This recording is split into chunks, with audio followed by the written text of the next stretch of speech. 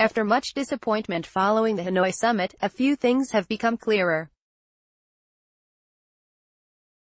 Each side has made its next move, with Pyongyang, most notably, openly advertising resumption of weapons development. So, what did we learn?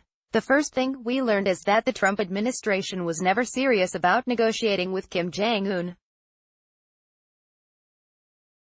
It is clear now the strategy from the start was to pressure Kim and see how much he would give up for free.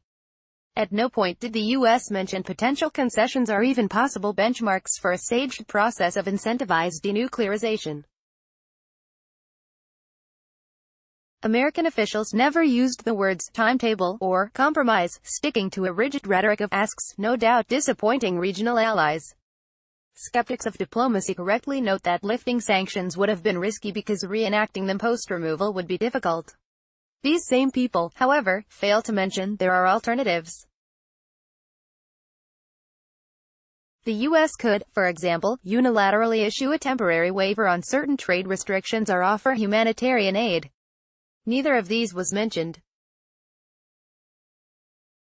Although I agree a verifiable and complete denuclearization is difficult, I am sure South Koreans would have preferred maintaining long-term progress, even if that meant only partial denuclearization. Trump's hardline stance is not entirely incomprehensible. The U.S. is not, yet, threatened directly by North Korean weapons. They know any direct military confrontation will result in the utter destruction of North Korea. No doubt, Pyongyang knows this too. Although South Korea and Japan may have urgent, vested interests in a denuclearized North, the nuclear threat presents certain strategic advantages for the U.S., allowing them to maintain a strong military presence close to Chinese borders. Perhaps this is a core element of the American calculation. Some will argue Trump's position reaffirms an important affront to human rights violations in North Korea. I will be the first to admit the North Korean regime is both oppressive and barbaric.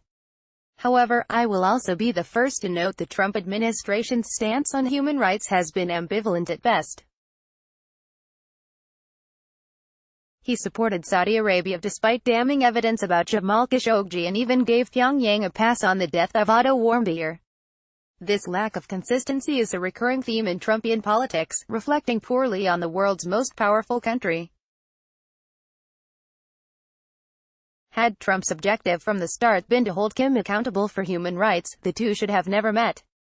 Appearing together in Singapore only legitimized Kim's standing as a world leader. Every American president before Trump was aware of this significance, choosing not to engage North Korea so directly, at most, sending an ex-president as envoy. On Kim's side, the harsh reality is North Korea has no leverage against Trump's hardline. Giving up all nuclear capacity without concessions is out of the question. Kim has essentially bankrupted his country to obtain these weapons, no doubt reassuring his people internally that their realization would bend the U.S. to the bargaining table, with the ultimate goal of lifting sanctions. Although the table came, the bargaining has not. The fact that Washington is asking for the impossible reaffirms they are not really interested in negotiating, inadvertently establishing a new nuclear normal on the Korean peninsula. To Moon's credit, military provocation against South Korea is no longer an option for Kim. Any such move would eviscerate the time and energy expended in establishing détente. Reneging on that commitment carries a high political liability, likely too high even for Kim. The one thing that troubles me is that old saying, a cornered beast is most dangerous. I am sure this is wisdom familiar to Koreans and Americans alike. Backed into a corner, will Kim's frustration boil over into new forms of hostility? Perhaps a missile fired at Guam. American tourists taken hostage? Given the great lengths Kim has gone in recent months to repair his country's image, violence would seem unlikely, but history has shown repeatedly that desperation often yields the worst in men.